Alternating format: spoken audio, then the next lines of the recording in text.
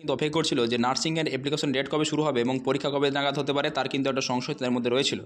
তো সেই সংশয়ের পূর্ণ সমাধান কিন্তু পশ্চিমবঙ্গ এন্ট্রান্স বোর্ড থেকে দেওয়া হয়েছে। সেটা হচ্ছে কি, যে বিএসসি নার্সিং অর্থাৎ যারা সায়েন্সের স্টুডেন্ট থাকে, যারা বিএসসি নার্সিং করতে চায়, তাদের ক্ষেত্রে কিন্তু অ্যাপ্লিকেশন ডেট অর্থাৎ নার্সিংয়ের জন্য, বিএসসি নার্সিং করার জন্য যে অ্যাপ্লিকেশন ডেট সেটা কিন্তু ঘোষণা করা হয়েছে 24/3/2026-এ, এবং এর যে এক্সাম ডেট সেটা হচ্ছে 7/6/2026 শনিবার।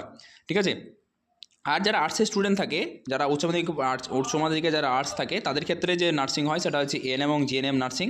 তো এএনএম জিএনএম নার্সিং, এই নার্সিংয়ের ক্ষেত্রে যে অ্যাপ্লিকেশন ডেট শুরু হচ্ছে সেটা হচ্ছে 25/3/2026, এবং এর যে এক্সাম ডেট সেটা হচ্ছে কি 14/6/2026। ঠিক আছে। আবার বলে দিচ্ছি যে পশ্চিমবঙ্গ ছেলেমেয়েরা যারা নার্সিং করতে চায়, তাদের যে অ্যাপ্লিকেশন ডেট, যাদের সায়েন্সের স্টুডেন্ট তাদের ক্ষেত্রে অ্যাপ্লিকেশন ডেট যেটা সেটা হচ্ছে 24/3/2026, এবং যারা এএনএম জিএনএম করতে চায় তাদের ক্ষেত্রে যে অ্যাপ্লিকেশন ডেট সেটা হচ্ছে 25/3/2026। আর বিএসসি নার্সিংয়ের ক্ষেত্রে যে এক্সাম ডেট সেটা হচ্ছে 7/6/2026, আর এনএম জিএনএমের ক্ষেত্রে যে এক্সাম ডেট সেটা হচ্ছে 14/6/2026। এখন আমরা দেখে নিই যে কারা কারা এই অ্যাপ্লিকেশনটা করতে পারবে, অর্থাৎ কে কে। এই যে বুলেটটা দেওয়া হয়েছে এটা 2025 সালের এএনএম জিএনএমের বুলেট। এই বুলেটেই আমরা দেখে নিই, কারণ 2026 সালের যে বুলেট সেটা এখনও দেওয়া হয়নি, অর্থাৎ যে নোটিফিকেশন অর্থাৎ ক্রাইটেরিয়াগুলো সেটা এখনও দেওয়া হয়নি। প্রতি বছর একই থাকে, শুধুমাত্র ডেটটাই পরিবর্তন হয়। তা সেই জন্য বলে দিই যে এর যে কোয়ালিফিকেশন অর্থাৎ কী থাকলে আপনি এএনএম জিএনএম নার্সিং করতে পারবেন, বিএসসি নার্সিং করতে পারবেন, সেটা আপনাদের সামনে উপস্থাপন করছি। এখানে রয়েছে, অর্থাৎ 9 পাতাতে আপনাদের রয়েছে এএনএম জিএনএম নার্সিংয়ের যে criteria admission form fill up করার জন্য। আরেকটা কথা এখানে বলে রাখি যে যেহেতু এটা নার্সিং জিনিস, অর্থাৎ মেয়েদের ক্ষেত্রে ফেসিলিটি বেশি থাকে, ছেলেদের ক্ষেত্রে একটু কম থাকে তুলনামূলকভাবে। এএনএম যে নার্সিংটা রয়েছে, এএনএম নার্সিং শুধুমাত্র ফিমেল করতে পারে।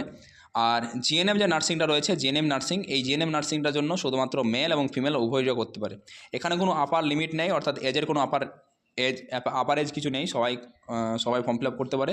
3 নম্বর আছে রেসিডেন্স, আপনি পশ্চিমবঙ্গে বাসিন্দা হলে এটা ফর্ম ফিল আপ করতে পারবেন। 4 নম্বর হচ্ছে আপনাকে বাংলা এবং নেপালি এই দুটোর মধ্যে যে কোনো একটা ভাষা জানতে হবে, আর তার সাথে সাথে আপনার সেটা লেখা এবং পড়ার মতো ক্ষমতা থাকতে হবে। 5 নম্বর যেটা রয়েছে সেটা হচ্ছে খুব ইম্পর্ট্যান্ট একটা পয়েন্ট রয়েছে 5 নম্বরে, কারণ এটাই নির্ভর করে যে আপনি অ্যাপ্লিকেশন করতে পারবেন কি পারবেন না। মেন পয়েন্ট যেটা সেটা হচ্ছে এটা, যে সাধারণত যারা এবছর উচ্চ মাধ্যমিক পরীক্ষা দিয়েছে তারাও অ্যাপ্লিকেশন করতে পারবে, এবং অবশ্যই তাকে 40% নম্বর নিয়ে কিন্তু উচ্চ মাধ্যমিক পাস করতে হবে। যদি সে ওবিসি এসসি এসটি যদি হয় সেক্ষেত্রে সে কিন্তু 5% ছাড় পাবেন, এবং তেনাকে কিন্তু ওই পাঁচটা সাবজেক্টের ভিতরে, যে 5টা সাবজেক্টে উচ্চ মাধ্যমিক পাস করবেন, তেনার ভিতরে একটা সাবজেক্ট কিন্তু ইংরেজি থাকতে হবে, অর্থাৎ ইংরেজিতে আপনাকে কিন্তু পাস করতেই হবে। এছাড়াও আপনি যদি ভোকেশনাল স্টুডেন্ট হন সেক্ষেত্রেও কিন্তু অ্যাপ্লিকেশন করতে পারবেন। রাখি যে এখানে এক্সাম যে প্যাটার্ন, সেই এক্সাম প্যাটার্নটা সাধারণত 115 নম্বরে পরীক্ষাটা হয়ে থাকে। এই পরীক্ষাটা 115 নম্বর হয়ে থাকে। ঠিক আছে, 115 নম্বরে এই পরীক্ষাটা হয়ে থাকে। আর এই পরীক্ষা কোন সাবজেক্টে কী কী নম্বর আছে সেটা একটু আপনাদের সামনে উপস্থাপন করছি। প্রথমে বলি লাইফ সায়েন্স। আর এর যে সিলেবাস, এই সিলেবাসটা সম্পূর্ণ আপনি পেয়ে যাবেন ক্লাস 9 এবং 10-এর যে বইগুলো রয়েছে, ক্লাস 9 এবং 10-এর সেই বই থেকে আপনি আপাতত পেয়ে যাবেন এর সমস্ত সম্পূর্ণ সিলেবাসটা, পূর্ণ সিলেবাসটা সেখান থেকে কালেক্ট করে সেই বইগুলোই আপনি এই 3 মাস সময়ের মধ্যে খুব সুন্দর করে যদি পড়েন, তা আশা করছি যে আপনি 60-65 নম্বর পাবেন, আর 60-65 নম্বর পেলে একটা র্যাঙ্ক করে আপনি ভালো কিন্তু কলেজ পেতে পারেন সরকারি। ঠিক আছে, তবে টার্গেট রাখতে বলবো 80 থেকে 85 না 90 নম্বর টার্গেট রাখবেন 115 নম্বর ভিতরে। তো চলুন দেখে নিই যে কত নম্বর পেলে কোন সাবজেক্টে কত নম্বর করে রয়েছে। প্রথমে বলে জীবনবিজ্ঞান অর্থাৎ লাইফ সায়েন্সে আপনার সাধারণত 1 নম্বরের প্রশ্ন রয়েছে 30টা, আর 2 নম্বরের প্রশ্ন রয়েছে 10টা। ঠিক আছে, 2 নম্বরের প্রশ্ন রয়েছে 10টা, টোটাল প্রশ্ন থাকবে 40টা, আর এই 40টা প্রশ্নের জন্য আপনার নম্বর থাকবে সেটা হচ্ছে 50 নম্বর। লাইফ সায়েন্সে অনেক নম্বর রয়েছে, আছে, সুতরাং লাইফ সায়েন্সটা খুব ভালো করে দেখবেন ক্লাস 9 এবং ক্লাস 10-এর। এরপরে যে ফিজিক্যাল সায়েন্স, আমরা জানি যে ফিজিক্যাল সায়েন্স বই রয়েছে। ফিজিক্যাল সায়েন্স সাধারণত 15টা প্রশ্ন রয়েছে এরকম, যেখানে 1 নম্বর করে থাকবে, এবং 5টি প্রশ্ন রয়েছে এরকম যেখানে 2 নম্বর করে থাকবে। টোটাল ফিজিক্যাল সায়েন্সের প্রশ্ন থাকবে 40টা, এবং নম্বর থাকবে 25 নম্বর। ওকে, এবার বেসিক ইংলিশ আমরা তো সবাই জানেন, ক্লাস অনেক দিন থেকে পড়ে আসছেন। বেসিক ইংলিশ যা ছিল সেখান থেকেই আপনার নম্বর থাকে, অ্যান্টোনিম সিনোনিমস থাকে, কিছু বেসিক সেন্টেন্স ইরোর থাকে।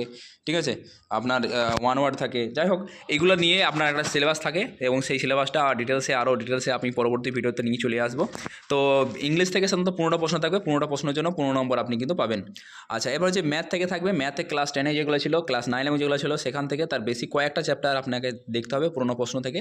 সেখান থেকে আপনি 10টা প্রশ্ন পাবেন, এবং সেই 10টা প্রশ্নের জন্য 10 নম্বর পাবেন।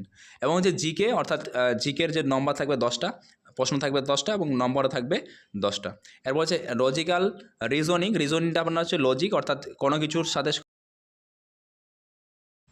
ব্লাড রিলেশন, তারপর নাম্বার সিরিজ, তারপর অ্যানালজি, তারপরে আপনার মিসিং নাম্বার, এই সমস্ত পার্টগুলো কিন্তু লজিক্যাল অ্যানালাইসিসের মধ্যে থাকে। তো খুব সহজ, এটা বেশি চাপ নেওয়ার দরকার নেই, খুব সাধারণ একটা বিষয়, 5-এ 5 সবাই পেয়ে যাবে। 115 নম্বরের পরীক্ষা হবে, ঠিক আছে। এই 115 নম্বর ভিতরে যে বেশি নম্বর পাবে, 115 ভিতরে যে বেশি নম্বর পাবে সেই সাধারণত র্যাঙ্কে থাকবে। র্যাঙ্কে থাকলে সাধারণত এই পরীক্ষার ক্ষেত্রে যদি র্যাঙ্কে থাকা যায় তাহলে সেক্ষেত্রে কিন্তু ভালো কলেজ সাধারণত পেয়ে থাকে ছেলেমেয়েরা। সুতরাং আপনাদেরকে বলবো অবশ্যই 3 মাস সময় আছে, 3 মাস সময় নিয়ে আপনি একটা টার্গেট করে রাখুন এবং টার্গেট করে রাখুন যে কত নম্বর আপনি পেতে চান, এবং সেই টার্গেট অনুসারে আপনি কিন্তু ক্লাস 9 এবং 10-এর বইগুলো খুব ভালো করে দেখুন, ঠিক আছে। ক্লাস 9 এবং 10-এর ফিজিক্যাল সায়েন্স এবং লাইফ সায়েন্স বইটি ভালো করে দেখবেন। আর আশা করছি বাকি যেগুলো আছে সেই সমস্ত সাবজেক্টগুলো একটু ভালো করে দেখবেন, কারণ এগুলোতেও নম্বর রয়েছে, সমস্ত নম্বরই কাজে লাগবে। আপনি যত বেশি নম্বর পাবেন সেই নম্বরটা কিন্তু আপনার র্যাঙ্ক করতে সাহায্য করবে, ঠিক আছে। আর র্যাঙ্ক যদি ভালো হয় সেক্ষেত্রে কিন্তু আপনি একটি ভালো কলেজ পাবেন, ঠিক আছে। র্যাঙ্ক যদি করেন ভালো, তাহলে আপনি ভালো কলেজ পাবেন, সরকারি কলেজ পাবেন। আর সরকারি কলেজে পড়লেই আশা করছি যে নার্সিং থেকে সরকারি কলেজে যদি পড়েন সেক্ষেত্রে খুব তাড়াতাড়ি আপনি কিন্তু জবও পেতে পারেন। তো ধন্যবাদ, আজকের ভিডিওটা এই পর্যন্তই। পরবর্তীতে আমি এই ভিডিওটাই কোন কোন সাবজেক্ট কোনগুলো বেশি জোর দিবেন সেটা নিয়ে আর ভিডিওতে করব। তো যদি ভিডিওটা ভালো লাগে অবশ্যই চ্যানেলটিকে সাবস্ক্রাইব করে নেবেন এবং একটা লাইক করে বন্ধুদের সাথে শেয়ার করবেন। যে সমস্ত বন্ধুরা আপনার নার্সিং করতে চায় তাদেরকে জানিয়ে দেবেন। ধন্যবাদ।